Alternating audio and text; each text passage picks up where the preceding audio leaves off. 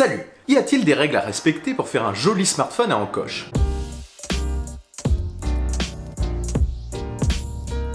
Aujourd'hui, le borderless semble être la grande tendance des constructeurs de smartphones. Pour y parvenir, ils ont deux choix. Choisir du sans bord partiel en conservant une bande en haut de l'écran, ou tirer l'écran jusqu'aux quatre coins de l'appareil en mettant les capteurs et l'objectif photo dans une encoche. Apple a choisi l'encoche en 2017 avec la sortie de son iPhone X, et Samsung a décidé de confirmer son choix en conservant les bandes supérieures et inférieures. Qu'on aime ou qu'on déteste l'encoche des smartphones, il va falloir s'y faire, car comme on l'a vu au Mobile World Congress 2018, de nombreuses marques ont décidé de l'adopter. Il faut cependant reconnaître que l'adoption est plus ou moins réussie selon les cas. Du coup, je me suis demandé s'il y avait une règle, une harmonie à respecter pour que ça passe. Et au final, oui, je pense qu'il y a une règle esthétique et logique à respecter pour qu'un smartphone épouse harmonieusement l'encoche. Quel est le but de l'encoche? Pourquoi cette solution a-t-elle été choisie? Pour cacher les objectifs et capteurs en tout genre, oui, mais ce choix a été fait pour offrir un écran qui recouvre au maximum la face avant du smartphone. En gros, l'encoche est la seule chose qui peut et doit dépasser. Si à l'inverse, un constructeur ne souhaite pas mettre d'encoche sur son smartphone, le mieux à mon sens est de choisir la solution de Samsung, en conservant une bande en haut et une bande en bas de l'écran. Le smartphone paraît alors, je trouve, plus cohérent et plus équilibré. Même s'il existe, comme on l'a vu, deux solutions,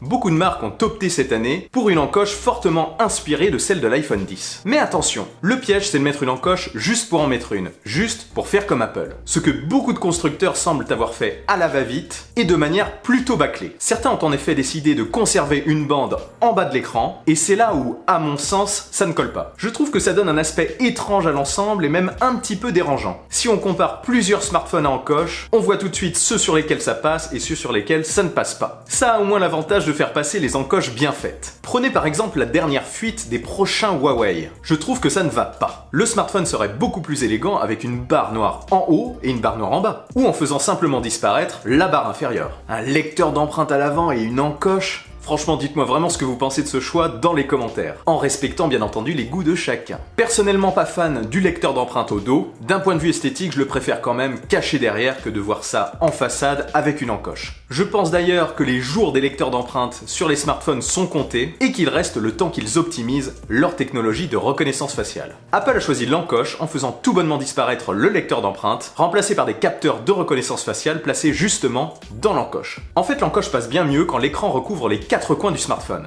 Et c'est peut-être la seule règle pour faire passer ce choix. Mais d'autres marques pourraient choisir d'innover avec une autre solution. Xiaomi tout d'abord avait précédemment choisi de mettre la caméra frontale de son Mi Mix en bas de l'appareil dans une bande noire. Même si rien n'est sûr et que les rumeurs et fuites se contredisent, le prochain modèle pourrait retrouver sa caméra frontale en haut de l'appareil. Mais pas dans une bande, ni dans une vraie encoche. Il choisirait une sorte de petite bulle dans un coin de l'écran. Un écran prenant du coup toute la face avant de l'appareil. Je trouve, même si ça manque de symétrie, que le rendu est plutôt pas mal. Ça donne l'illusion d'un vrai full screen, je trouve. Un autre constructeur est allé encore plus loin. Vivo a profité du CES 2018 pour présenter un prototype plutôt original et intéressant avec caméra rétractable. Du coup, vous avez un véritable smartphone borderless et vous sortez la caméra frontale quand vous en avez besoin. Adieu l'encoche. Encore un bel aperçu de ce que donnera un vrai borderless. Tous les smartphones finiront par être esthétiquement identiques. On sent quand même que toutes ces solutions sont destinées à patienter le temps qu'on trouve un moyen de placer tous ces capteurs sous l'écran. Meizu a d'ailleurs déjà déposé un brevet mentionnant cette solution. Mais une question reste en suspens. Est-ce que Samsung attendra de maîtriser une telle technologie, à savoir la possibilité de mettre les capteurs sous l'écran, et décidera de conserver ses bandes noires sur la face avant en attendant? Est-ce que le marché des smartphones se divisera entre les pros encoche et les anti?